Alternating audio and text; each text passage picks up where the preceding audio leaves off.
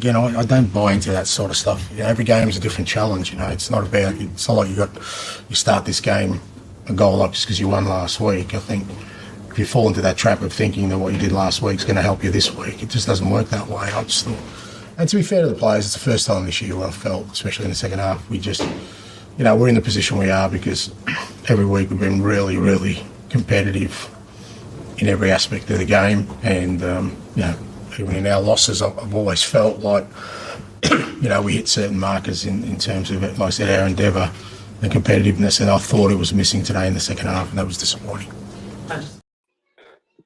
Welcome into the Tottenham Depot. I am your host, Andrew. You can follow me at Stetka. You can follow us at Tottenham Depot. This is episode 170, and we are once again live on YouTube. Thank you for those of you who are joining us there. You can leave a comment, and we can interact live in person. If you're listening on the pod feed as well, be sure to go over, subscribe to the YouTube page, subscribe to us on the socials as well at Tottenham Depot.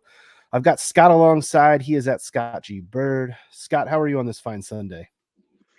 Great Sunday. Can't complain, I guess, other than the men's result yesterday. But great result from the women. And most importantly for me, because this is, of course, a Scott-centric pod, right? Iowa State won the Big 12 last night. So I am flying high after we absolutely demolished the number one team in the country in the Houston Cougars. So for all those not in the States, it's basketball season over here, and you're probably going to hear a little bit more of that. Apologies in advance. College basketball season. Yes, the madness is upon us. I don't know how there's a lot of like rules about what you can legally call the college basketball tournament. It's kind of like the Super Bowl. Like you can't really, I don't think you can legally say March Madness, but I mean, I just did. So what we did. Me, I guess. I don't know. Come after me if you want. Like I said, Big 12 champ. We can say what we want on this pod. There you go. You mentioned it. Disappointing result for the men, which we will get into. Plenty of complaints to be had, and they will be, trust me. Good result for the women this morning. We got finished watching a 1-0 victory over Leicester City. Lots to talk about there as well. And some stuff in between. Lots of Ange to talk about as well. We just heard from Ange. We're going to hear from him again a little bit later on a topic that we discussed last week. It's always nice when we discuss something and then Ange kind of just validates it during a press conference later in the week. So we will get into that as well. Scotty, let's start by talking about Fulham 3, Tottenham Hotspur 0. This is not the result that I think anyone expected, wanted, but it's what we got. What was your kind of first takeaway after this result, other than it probably being that this team was at full strength for the most part, other than missing Mickey Van de Ven, which we will come on to? This, to me, was almost the most disappointing result in the Ange era. 100%. I don't think there's any argument that this wasn't the worst result we've seen since Postecoglou took over.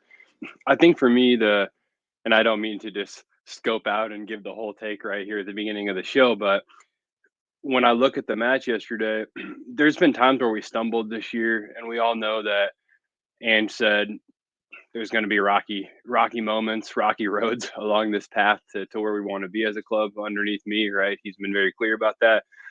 But yesterday wasn't growing pains. Yesterday wasn't a tactical mismatch, a mistake, from a tactical perspective that can be adjusted. It was just a flat performance that lacked effort, in my opinion. And I think that's what's so distasteful about the whole thing. And honestly, I think the manager feels the same way as we do as fans, right? He's bought in as much as we are to this project, as much as we're bought into this club and just bought into this club. He's leading the charge, and I can't imagine he's anything other than quite upset with what he saw from his players yesterday. I totally agree with you. I don't think that this was a tactical mistake. I don't think that this was, I don't think this was simply down to the absence of Van de Ven. I've seen a lot of that take, you miss one player and it all goes to shit. I don't think that was it either. I think this was 11 players on the pitch, not playing together, not looking up for it, not looking prepared. And look, this is the third time this team has played Fulham this season. They played them once in the League Cup where it was a 1-1 draw and a loss on penalties. That was disappointing. The home match went much better. And this is Fulham's a weird place to go. I know it's always kind of a tough game to play. But this should not have been a problem, especially when we look at what Spurs were coming off of in the 4-0 victory over Villa a week ago. That momentum, especially as we go into an international break now, and maybe we should have known as Spurs fans, like, oh, there's an international break on the horizon. Spurs are definitely going to leave a sour taste in our mouth heading into that. But this was flat. It was disjointed. I mean, I wrote down some notes, and the words that I was coming up with were just, they were all extremely negative. I mean, it was, uh, slow, lethargic, unorganized, scared. Fulham, especially in the first 10 or 15 minutes, and of course, they didn't even score until the 42nd minute. But in the first 15 to 20 minutes of this match, I felt like Spurs were not even in it. I mean, it was from jump. It wasn't like Spurs had a little bit of the control early on and then lost it. And Fulham just came out and were ready to play, and it looked like Spurs were not. 1000%. Robbie Earl had mentioned this yesterday after the match, and I'm agnostic when it comes to the Robbies. I think sometimes they do a great job, sometimes I don't always agree, right? But Robbie Earl, I think, was spot on yesterday when he said the Spurs came in with the mental complacency that we thought on paper we were the much better team. You look at the table says that may be the case, right? And I think Spurs as a team, and not as an Ange Postecoglou led team, right? But as a group of players, you look down the line, just as fans often do at times, and you say, this should be three, this should be three, this should be three. We maybe went into yesterday with that mindset as a group of players that yesterday was 3 points, and by God, it was the exact opposite of 3 points. And I think the captain kind of admitted to that as much. Like he said they weren't well prepared for this match. In terms of breaking down individual performances and performances as units, I don't know where you want to start with this. I know you always kind of like to start in the midfield, so maybe let's just go there first. I just thought this was very disjointed, and I know, like, the midfield is always kind of the engine of any club, to some extent at least, but this just looked it looked haphazard. I'm trying to come up, like, I need a thesaurus really for all the words I'm trying to throw out, but it looked disjointed and disconnected, and I don't think like, it almost looked like this team just couldn't string a pass together in the midfield. Yes, I definitely want to start in the midfield. I think it was an atrocious performance from the three of them, including Madison. And not to pick on these guys, right? It is what it is, right? It was a horrible performance. I look at Bissouma. No secret, if you listen to this pod, I'm not a Yves Bissouma fan, right? Never will be. But his lack of tracking back yesterday, we'll say, was evident and bold and blinding, and I was just disgusted with what I saw. So many times he didn't track back. I don't know what was going on. I don't know if that's the complacency we're speaking to. I do want to give him, the nod that he's coming off of a bout of malaria we found out, and I don't know how that factors in. I can't assume he's getting the start if they're worried that his health isn't where it needs to be to play in the Premier League, right? So maybe we can look past that, but he did not put in a shift yesterday at all from an effort perspective. Did not like what I saw. I think when it comes to Sarr, it's hard to pick on the guy, right? He's our star boy, our star boy. I think when the midfield is disjointed, it makes it very hard for that box-to-box midfielder to do much. I think when you're missing the links, that's the person that feels the burn the most. And so if I can give anyone in the midfield the scapegoat, I'll give it to Sarr, right? And from a Madison perspective, somewhat effort, somewhat just trying to get back to fitness and fit in. I think when you're the attacking midfielder in this type of setup and you've been out for a while, it's really hard to slot back in. It doesn't happen overnight, right? You are the key piece in everything that happens going forward. And I think he's just kind of finding his way back into the setup, but it needs to happen fast. We can't keep saying this every weekend, right? That Madison's just coming back in and coming back in and coming back in. Eventually we need him to get back in, right? And start to perform in the manner that we saw him performing before he went down with an injury. But all in all, the midfield was absolutely not there, did nothing. There were times where I was reminded of the Nuno days where we played a seemingly donut formation and just kept the midfield completely bare of anybody in a white shirt, or I guess in a blue collared shirt yesterday. But um, it was just tough, and I think all that's backed up by the fact that Ange yanked all of them shortly after halftime and replaced all three midfielders with Højbjerg, Bentancur, and then slid Kulusevski in centrally. And from a Madison perspective, it's not great when you see yourself yanked and then one of your wingers slides in to do the job that you were expected to do. So work to do for those three across the board. And unfortunately, anytime you lose in the manner that we lost yesterday, you don't have to look much further than the middle of the park, because that's, as we know as soccer fans, where everything's won or lost. There's a lot for me to chew on there. It's weird. It's weird because Madison, we got done last week praising him so much for the performance, and it was a matter of him coming back to fitness and working his way back in. And I really thought that Madison was getting back to a level last week, and simply, just didn't have it yesterday. When it comes to Sarr, obviously he had a great game last week as well, and there's no problem with that. And then Bissouma, I can't really give Bissouma the excuse of the malaria. I mean, even Ange weeks ago talked about how Bissouma's fine. Like there's not a health issue with Bissouma. So it was just a weird disjointed performance. For those of you watching on YouTube, you see Todd has joined us, TC at TC_Kasho. TC, jump in here, man. We're talking midfield, and we're talking what a disjointed performance. Yeah, disjointed, uninspired, overall melancholy. It was just like the only inspiring thing about that performance was Vicario's play on the field and Sonny, the captain's accountability in his post game, and that's about it. Other than that, between the lines, it was easily the most depressing Ange performance that we've seen. I think is a fair way to put it. Yeah. I think it's the only time, Andrew, that I've watched a match and gone, well, we have no idea what the hell we're doing right now. There's no part of us that looks remotely, even remotely clear-headed about our approach. Because even when we had the chances, even when we created the chances, we didn't know what the hell to do with them. So I don't know, man.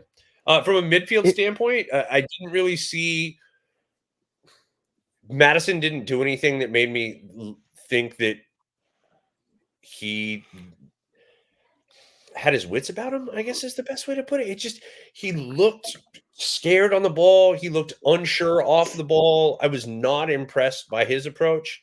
Todd, real quick, if I could just jump in on Madison before you wrap up. I just mentioned before you hopped on that, we're getting to the point where we can't really continue to say Madison's finding his feet back into the side, right? Getting back to where he was before the injury.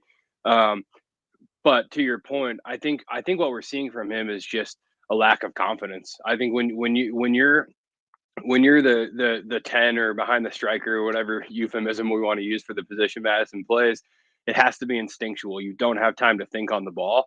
And we're seeing him think on the ball. It's not just natural instinctive play from him. And that's a confidence thing for me. When you're confident, you're trying things that others wouldn't, right? Because you're confident in your ability to give it a go. And you're also confident enough to say, hey, I may fuck this up, but if I do, we move and we keep pressing forward. And we're not seeing that either. The lack of confidence leads to a lack of an interest in taking the risk, overthinking.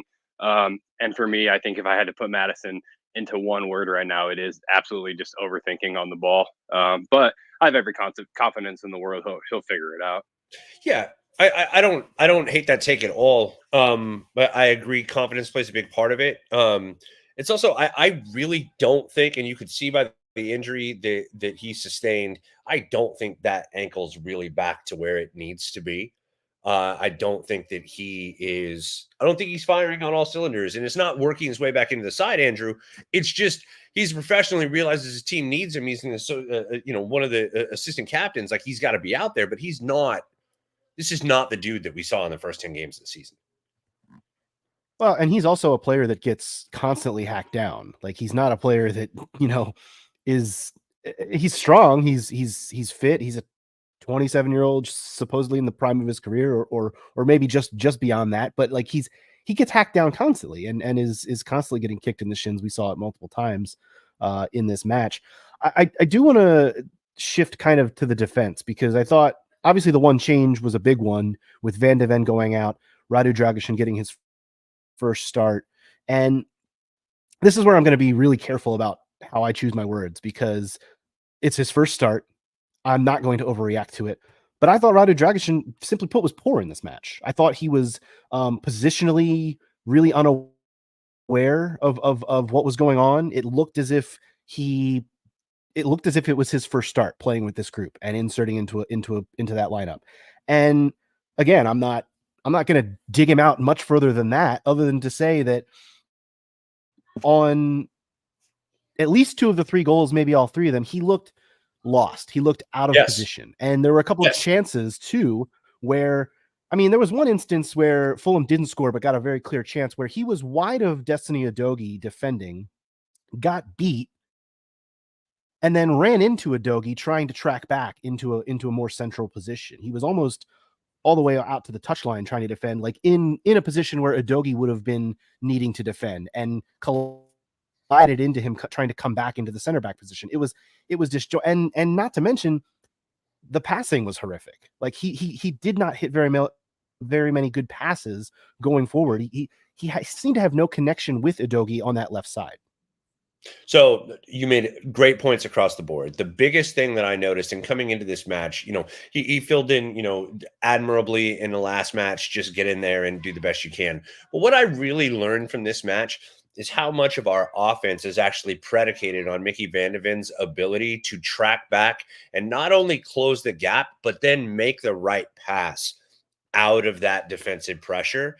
And that's what we missed today. There were 4 or 5 different opportunities that were squandered by Spurs transitioning from defense to attack because of the unsuredness of Dragusin either on the ball or his placement that required us to recycle instead of continuing to play the momentum. The biggest thing that I looked at is it's kind of like, anybody can, do a good job filling in when you're playing on guts and emotion and doing the best you can just to like have it be very simple. But when somebody else has tape on you and they're preparing for you instead of Van de Ven as the starter, they're going to be able to exploit your weaknesses. And I thought Fulham did a really good job of putting Dragusin in a position to have to think, which he didn't do. Actually, which he did as well as you could expect a guy to do for his first Premier League start. The only other thing I'll add to everything you said, because I think it's spot on, I'll also give a nod to the idea that the midfield was poor, as we talked about, and as a center back, it's really hard to perform when you have a shit show of a midfield in front of you, right? When the game doesn't have any shape and you can't control the ball. I mean, we couldn't string more than 1 pass together the entire match, which puts a lot of strain on the center back. So not only was it his first start, but I think the team in front of him was very poor, and that again puts a lot of pressure and strain on a center back. And when all that pressure and strain comes again, as for the 3rd time I've said it, in your very first start, it's kind of a recipe for disaster. So I look past the Dragusin thing. I expect really big things from him. And how often have we seen a first start go well at this club? Maybe Dyer at West Ham, and that's a whole other podcast. There have been a few. I mean, Danny Rose was pretty good too. Yeah. There have been a few, and of course, right? Steven Bergwijn. I'll give you one of those. Ooh, okay, good job. But to your point, Scotty, like we're talking about, it's his first start. He's had some minutes, but those minutes, you got to look at those minutes too. They were bit part roles until last week, where he got like a 40-minute stint, which you would think was really good. But you got to remember too, like 25 of those 40 minutes were played with Villa a man down. So it's a totally different game when you're playing against 11 versus 10. So it's just it's a growing pain, I think, and like you guys both said, there is room for growth here. There is we expect Van de Ven. I mean, Ange said it earlier in the week. Van de Ven could be back for the next match against Luton. Of course, there's an international break now, so a little bit more time. But this just it looked disjointed. I keep going back to this thesaurus of words that I have in front of me: unorganized, disjointed, slow, lethargic. Like I just thought it was all wrong, and it wasn't, I don't think, down to. Here's the other thing that I noticed in this match. Fulham were not sitting back. Like this was not a matter of Spurs couldn't break down a low block. Fulham were playing football. I thought, honestly, and this is not just because he's an American, I thought Anthony Robinson was the best player on the pitch yesterday. He was incredible. He was really, really good. He got the assist for, I think it was for the first goal, and he was putting pressure on them. There were just, Fulham had guys that were playing football and get first to every ball, for almost at times first and second to every ball. Like we were not second to every ball. Sometimes we were third to certain balls.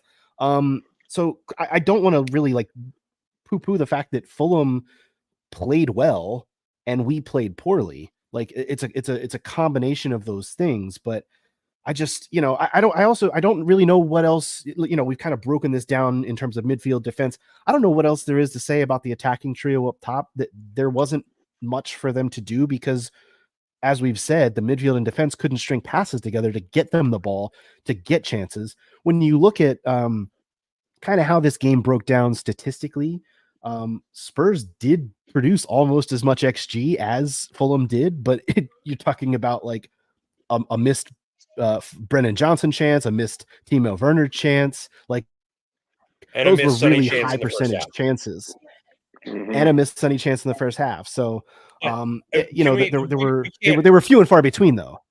We can't, true, but again, we had more touches in the opponent's box. Like that's my biggest issue with this Ange team, and the one thing that like tactically I can't quite get over, and I don't know if it's shout to Nathan A. Clark. I don't know if it's a lack of a dribbly winger that we're really looking for on this.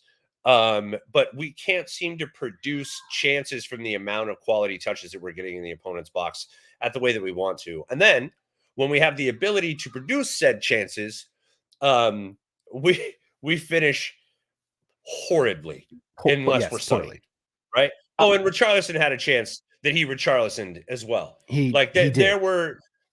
There were multiple times where you just looked at it and you go, this is just not our day, man. This is just not our day. And so, I mean, I don't know if you just have matches like that, Andrew, but that finishing was abhorrent. I will say, if you look at the kind of momentum flow and some of the statistical charts of momentum, after the triple change where the midfielders all came off, Timo Werner came on and actually did provide a little bit of that dribbly winger stuff, which he has been doing.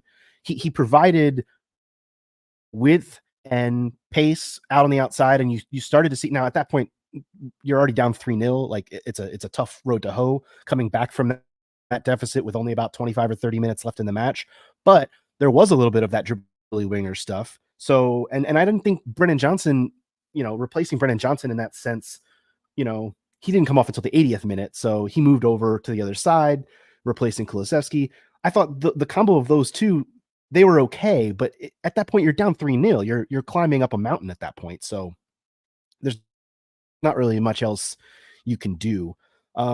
In terms of big picture stuff, look, we are not a overreaction podcast. I know there are a lot of those out there, and if that's your style, cheers, more power to you.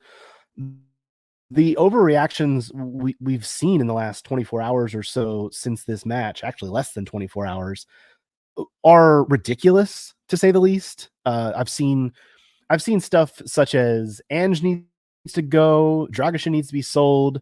I've seen a lot of nonsense, which I know, like, the listeners of this podcast, I think, are fairly reasonable folks. At least I like to think so, and don't get into that. But this is the product of a poor performance, and I mentioned it, going into an international break where you've kind of got to sit in it and melt in it a little bit. And that part of it really does suck, because we felt like there was a little bit of momentum building, especially after the Villa result last week. And now you just got to kind of sit and wallow in this. Scott, where are you with that? Because it's like, I've already kind of brushed this off. I feel like I brushed these off better than I did under previous managers. And that's kind of where I'm at. Yeah, I mean, I'm right there with you. There was a time where my weekend lived and died by the Tottenham result, and those days are far behind me, right? There's much more important things to focus my time on. But yeah, I think, like I said earlier, even though it's not so much the product of just a bump in the road on a rebuild, it kind of is, right? It's a poor performance where the lads didn't show up. Rest assured, they're going to get their asses absolutely handed to them by Ange Postecoglou in some way, shape, or form, right? We know he's the type of guy that they have the utmost respect for as players. And that's part of why, right? We've all seen that video of him in the locker room with the Australian national team. And I like to think, that something like that took shape after the performance yesterday, and we'll bounce back. So the Ange out stuff, there's more Levy out stuff. There's Dragusin needs to be sold, Basuma needs to be sold, all kinds of stuff like that. And we all know that's just a small group of people on Twitter who probably just want Daniel Levy to sell the club, and they'll find any opportunity to go after the decisions that he has made as a chairman in some way, shape, or form. And not talking to you, either of you, just talking into the void. We have to be very careful about basing anything in what we see on Twitter. Just not a good way to digest data, right, as to what's actually happening. But we'll move on. We'll bounce forward. We'll take the international break to sit in it. Sometimes when shitty things happen, you kind of have to give them their time and sit in it a little bit, right, and learn from it. And it's always a point of growth when you face friction. So we'll grow from this, we'll learn from this, and we'll come back stronger. But it definitely doesn't feel good at the moment. Yeah, that's fair. I think both of you make extremely solid points in the sense that this one, despite the fact that it was a 3-0 loss to a London rival, right, doesn't feel nearly as painful as, say, a 3-0 loss to Fulham under Conte, right? And I don't know why that is. Still the same result. Because we have hope right now. I know why. It's the manager. It's the manager, right? Yeah. You say it's the manager, but like, actually look at the leadership of the team. Actually look at the makeup of the team. The way that Sonny came out and was just like, every single player on the pitch needs to look at themselves in the mirror and say, this was my fault. Like when you're accountable for a group of people at all, like that's exactly what you're supposed to say when shit goes sideways. Because you know what? Sometimes shit's going to go sideways. And so I think that the personal accountability of the players on that team and the lack of finger pointing, I think it is both from the manager and from the team. Because quite frankly, like Hugo would come out after losses like these and he would be very French and aloof and just kind of like say the things that you got to say to the media after a loss like this. But, throwing little, I don't want to say slide daggers, but like definitely just saying like, we need to have more fight. We need to have more people with more passion. And like, yeah, you do, but you also got to stand up and take responsibility for your own actions. And that's something that I see from this group of players. I also think you're absolutely right, Scotty. When you fuck up like this, you do got to sit in it. And I think Ange is going to do an incredibly good job of helping them stew in this properly. Andrew. I want to give a shout out to Jason McGovern, who I know is on a couple of other different Spurs podcasts. He's at THFC since 76. He sent out a really good tweet, I thought, and I don't always agree with his opinions, but I because I so fervently agree with this one, I just wanted to shout it out. He tweeted this morning, we are where we thought we are where the positive ones thought we'd be. We're significantly higher than where the negative ones thought we'd be, and we already knew the top 3 teams were better than us. Why the panic and anger? Undoubtedly a poor performance. It's 1 of 38 games. And I think that in a, a nutshell sums it up. Like, erase it, move on. You have to. There's no way you can just like feed the panic and outrage and actually like go through a 38 game Premier League season and get away with, we do it because we get on here every week and we chat about it and like go through our feelings and just vomit out opinions. But like that's because that's what we're passionate about and what we care about. And it's what we do. And it kind of transitions us perfectly away from the game and into what I want to discuss next, because we talked last week about the season ticket prices going up. And we talked about the reasons for that. And I thought the Extra Inch did a really nice pod this past week talking about it as well. The whole notion of plastic and touristy fans is something that has been discussed for a couple of years now. And look, the three of us, we've all kind of we've run amok and we've gone over to the stadium and had our fun. But honestly, Ange summed it up, I think, better than anyone possibly could when he was asked about it this past week before the game. And I want us to hear from Ange about it. Let's hear from him right now. See, that's really harsh, yeah. Because I'll tell you why. Because I'm probably plastic and touristy. Because I was coming from the other side of the world, really passionate about football, and if I could get access to see a Premier League game, that was the world to me. So to label people plastic or tourists, I don't think that's fair. Just because people live on the other side of the world, this football club has supporters all over the world, have supporters all over the UK that don't always get access to the games of people who live here. And I think we should always have the ability to accommodate them and give them that feeling of, it doesn't make them any less passionate. I think it's really disrespectful to call fans who are willing to go to the expense of coming halfway around the world. You don't know how passionate they are about their football club. Maybe they've only started supporting it in the last 2 years. Who knows? I don't know. But that doesn't diminish who they are, I don't think. Well, it's always it's a balancing act only if your end means isn't about growing your football club, and I'm talking about in every aspect, your fan base. It's why we do tours around the world, is to take this team to places in the world where I know people are passionate. I know there are passionate Spurs supporters in Australia, just as passionate as they are here. They don't live here. They can't come to the games. They can't buy a season ticket.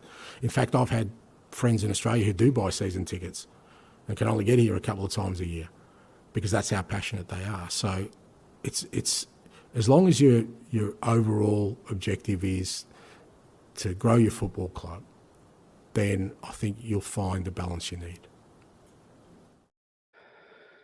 Guys, I think that there's a real balance to be struck, and we heard Ange use that word balance between being a big club and having a community feel. And I think that that's something this club is experiencing right now. It's that transition and that growth, and it doesn't have to leave one thing behind to accept the other. But there's a lot of talk out there about trying to grow the club as a brand, as a global entity, as a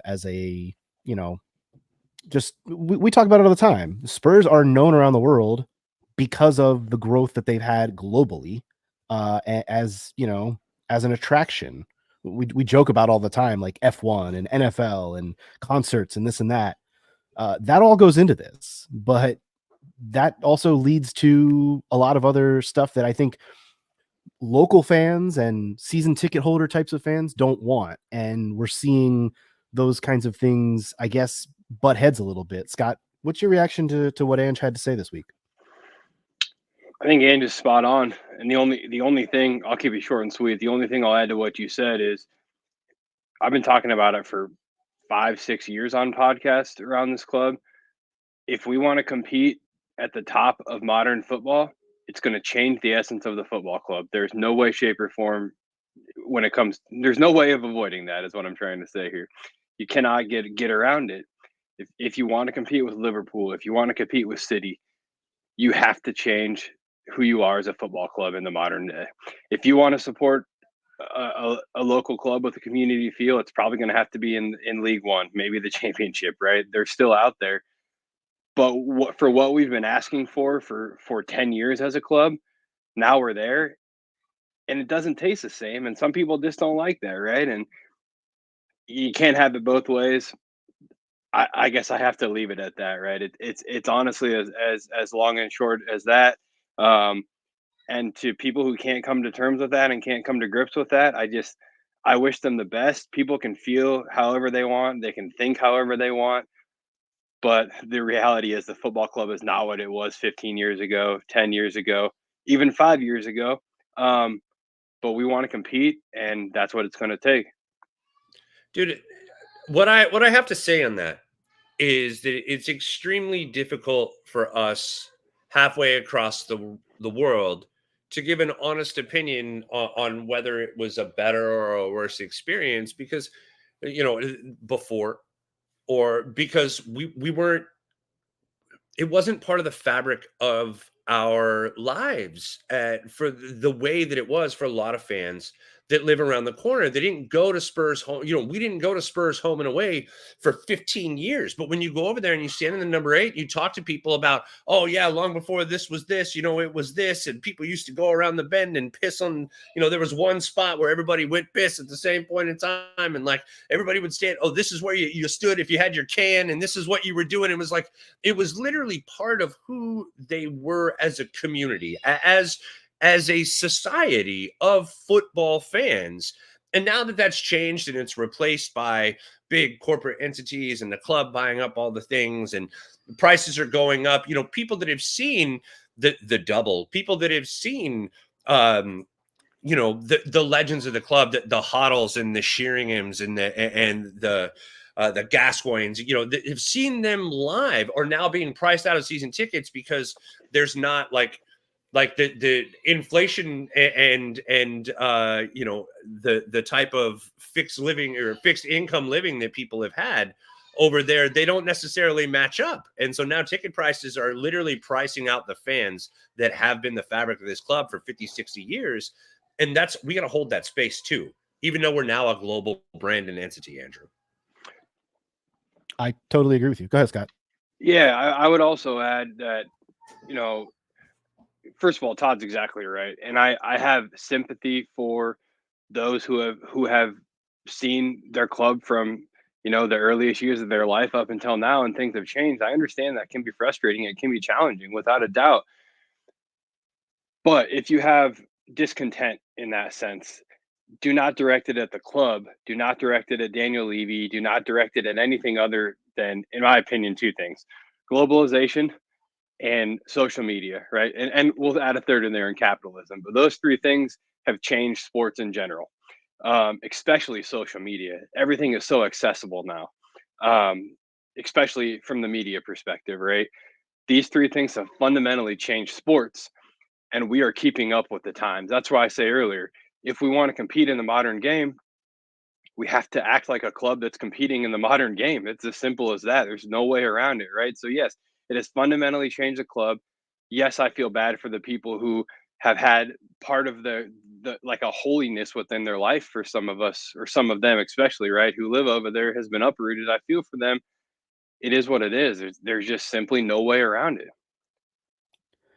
I want to shout out Caroline, who couldn't join the pod today. She's dealing with a cold, so hopefully she's feeling better.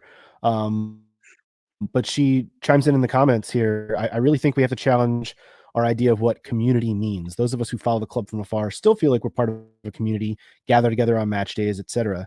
And honestly, that's what I think this podcast is. Like, this podcast is an opportunity for us who have become friends by doing this podcast to be part of a community together, and with this football club, and with those who listen to the pod and those who interact with us, people online. Like, that is community. And I totally agree with Caroline in that sense. You, Scott, kind of stole the other, like, I was going to make a whole bit about how these are 2 C words, like, going at one another. It's community and capitalism, that other C word that you used. That's kind of what this is to me. It's community versus capitalism, and the growth and globalization and brand. Well, I'm not doing it. I think that's what's happening. Like, I'm not trying to do that personally. I think that's just what I think that's what's happening naturally. I think some fans are seeing this as, no, this is a community football club, and this is smaller than it is. I would argue it's community versus another dreaded C word, especially in the English or UK mind, and that's change. And God, I love that dreaded C word. Yeah, boy, I love that. I love that, TC. I think that's a great point. I mean, you can even equate this kind of. This sounds like a bit of a stretch, but the more I think about it, maybe not. You can equate it to, like, when a town has had a factory for years that everybody's worked at, and everybody's part of that community, and everybody's mom and dad works there, and they'll work there someday, and then some big corporation comes in and buys the factory, and things look different, and they implement machines and now AI, and it's a different world, right? It's not right. It's maybe not wrong. It just is what it is, right? And the But world it's certainly changes. different. And different is Oh, uncomfortable. And when people are yep, uncomfortable, they get squawking. That's where we're at. 1000%, right? And honestly, in my life, I've always seen change as a positive thing.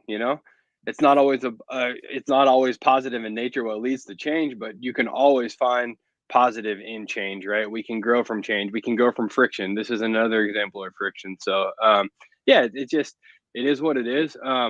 The other thing that I want to add before we move on, and I don't mean to be antagonistic here, but something I've been wanting to mention about all of this plastic fan and tourist fans, I think this conversation really revved up from a specific picture, of a group of people, that maybe don't look like they're from the UK. And I would just challenge anybody who has labeled fans as touristy or plastic. If that's a group of white people, are you really saying that? If they look like you, are you saying that, right? And I think that's the most just disgusting aspect of all of this, right? Is I just think it's worth mentioning, and hopefully no one listening to this pod has to look themselves in the mirror and ask that question, but into the void, right? I do think it's worth asking yourself the question: if you're calling people touristy or plastic, why is that really happening?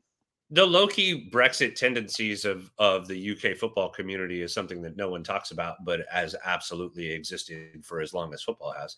And And so we'll just kind of leave that there. I 100% agree with you. It's disgusting, but this is yeah, something that's baked in.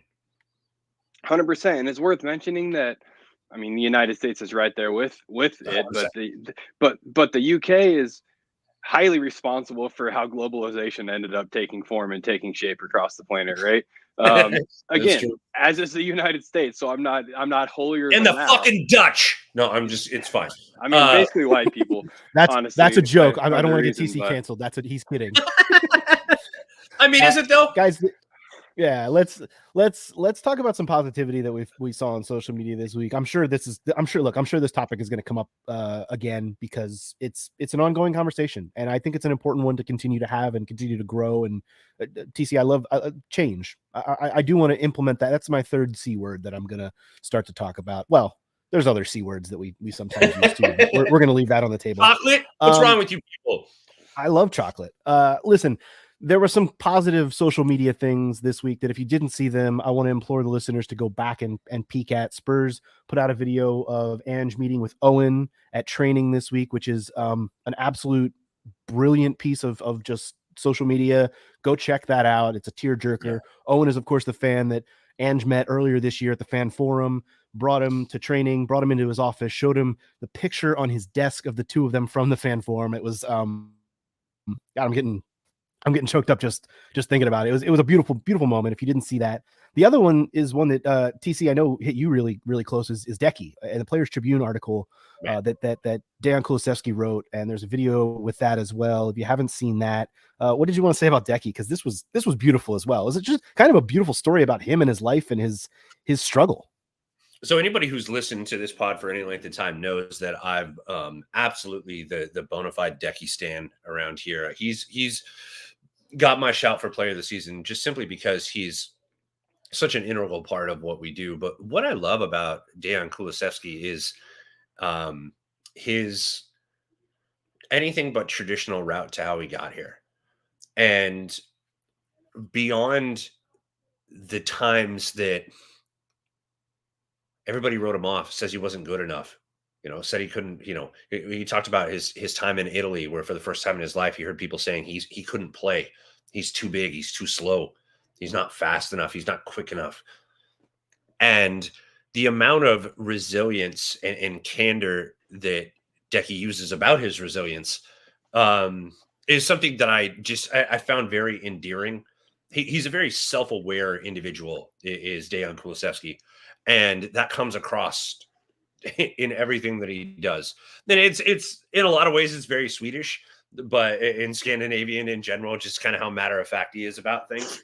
But he has, as he described it, that Balkan mentality that he gets from his father. And it's something that really resonated with me. It's just kind of like a hard man's way of going about things. And you eat shit and cash checks is the way that we used to say it as I was growing up. And Decky's dad was very much that way. And he built that into Decky. And I also love the fact that Decky talked about the importance of his family and his sister, and about how his sister is like his one true critic. Anyway, I don't want to ruin the story for you. I just want to say that, one, having people in your life that you are safe and comfortable enough with to have them tell you the absolute truth is hypercritical to your journey in self-awareness. And I think that Decky is a great example of that. As it pertains to Spurs, and Decky is a Spurs player, Decky is weaving himself into the fabric of this club. And I love that very, very much for him and for Tottenham as a whole, because regardless of what he does, it can only be a beneficial thing for us. I think the thing about this that really spoke to me too was, and you started to allude to it there, the growth of Decky as a person was really this article that he wrote really shone a light on that. And it's not just him as a person, it's all of the players at this club and the growth that they're having under this manager. I thought it was really just telling about how beautiful they are all growing together as men, just as people. And I thought that was really telling. And yeah, if you read this article, you may come off as like, oh, Decky's sister might be a little harsh, but you're right, Todd. We all need those people in life to Critical. tell us what's what sometimes, right? I mean, that's where I'm at. Scott, what did That's you think why I hang of, out with you, Andrew, because you're a no bullshit kind of guy. I love it.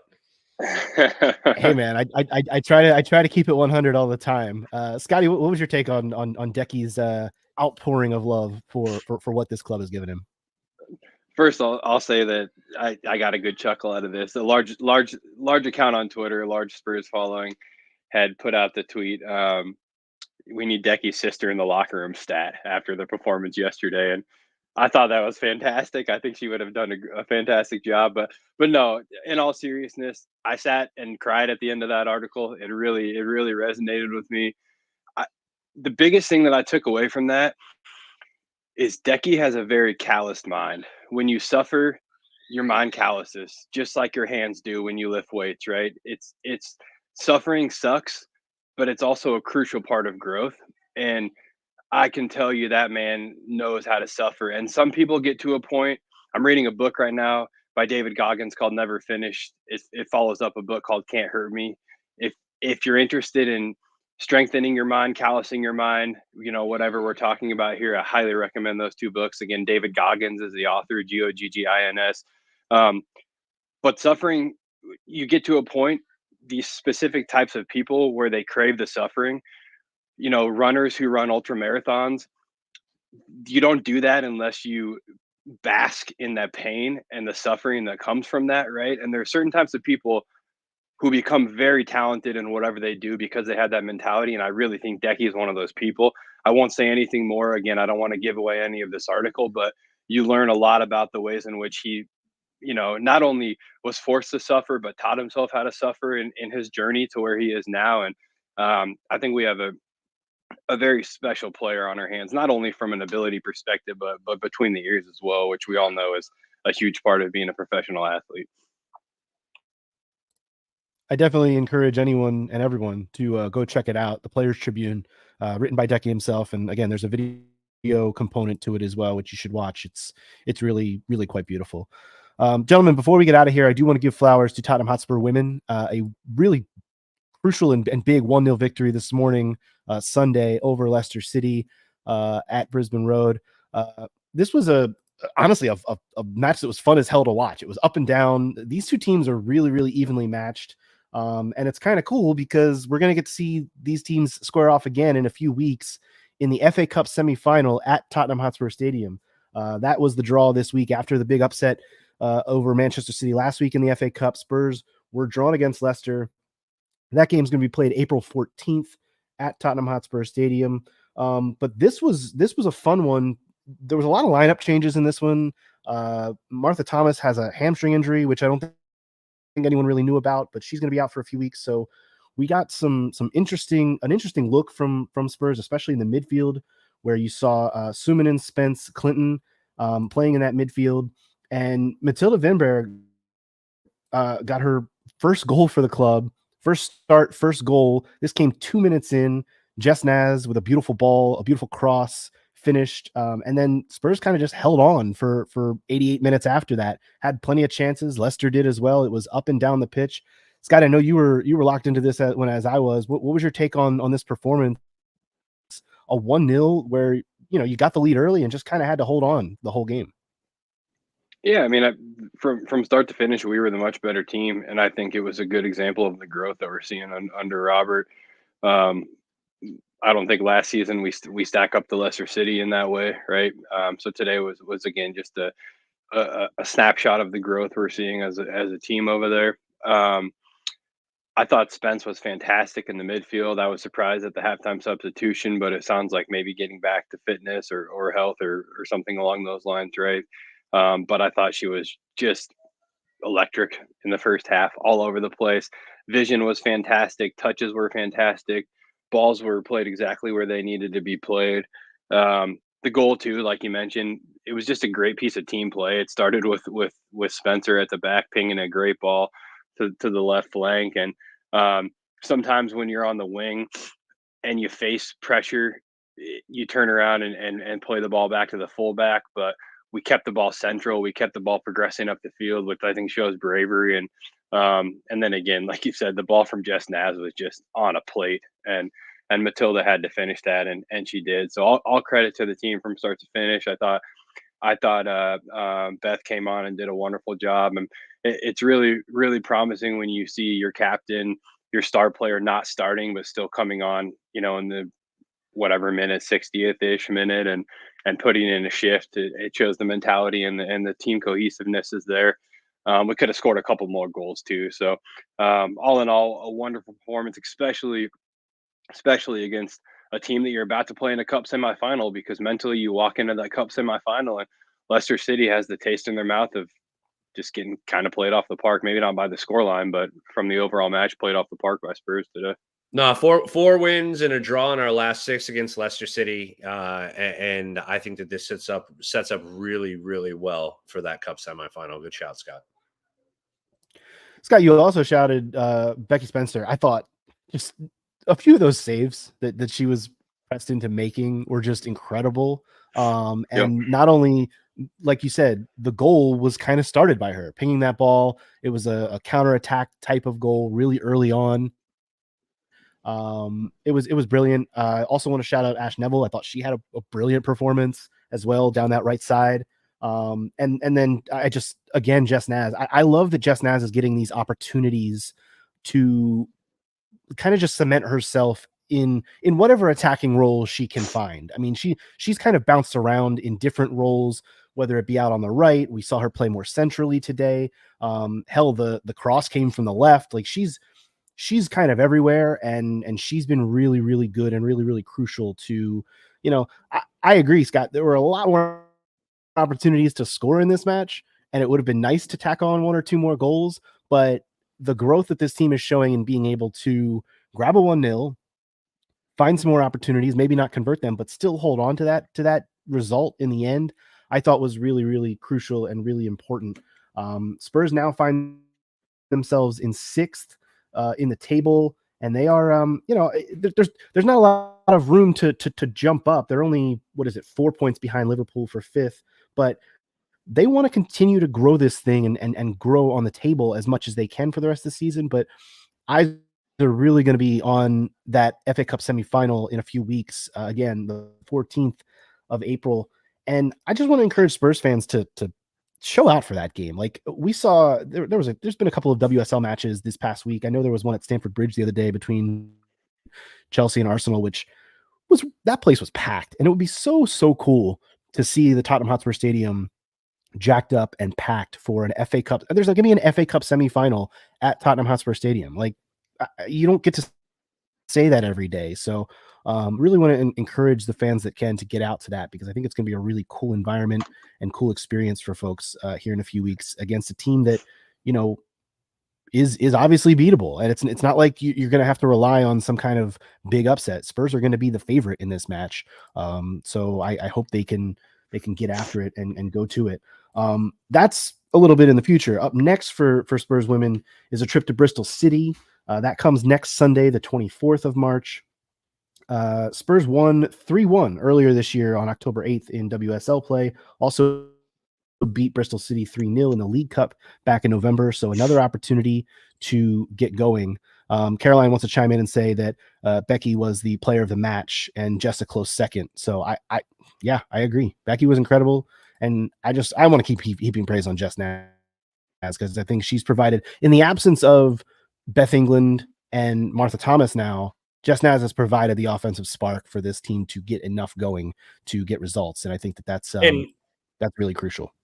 Shout to Caroline because she's been calling for that all year. So she has. Well, Caroline knows. Caroline knows what's up. Caroline knows what's up. And hopefully the cold. I think everybody's battling something right now. I've been battling a cold all week. I think I gave it to my wife, unfortunately, and Caroline's dealing with it. We're all dealing with something. So shout out to Caroline. Hopefully she feels a little bit better going forward. I blame your cat. Blame the cat. For those watching on YouTube, you probably saw the cat a little bit earlier jumping around. There's a windowsill back here to my left that he's been trying to look out. One of the cats has been running around like crazy. So yeah, I'll blame the cat too. Fair enough. I think that's it, guys. Anything else any other shout outs we need to make before we sign off for the week here? No, nothing. Bueller. All right. Well, let's wrap it up then. TC, you're muted. What was that? Shout out to you for shooting a 79 yesterday. I did. Yeah, well I shot done. a 79 yesterday. Well, I'll blame the 65-degree beautiful weather. The conditions were perfect for that. So we'll chalk it up to that.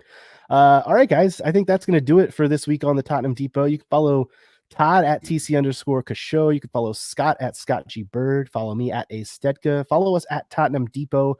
Like, share, subscribe, all the usual stuff. Podcast platform, YouTube page, Twitter, Instagram, TikTok while it's still around, if it's still around. We're on Threads. We're on Blue Sky. We're on all the places. So find us and just tell a friend. Spread the word. That's going to do it. We will talk to you guys next week. No men's game. They don't play next weekend, but we will have the women's game on Sunday. And I'm sure there will be plenty of other stuff to talk about as well. So until then, this has been the Tottenham Depot podcast. As always, come on, you Spurs. Of course.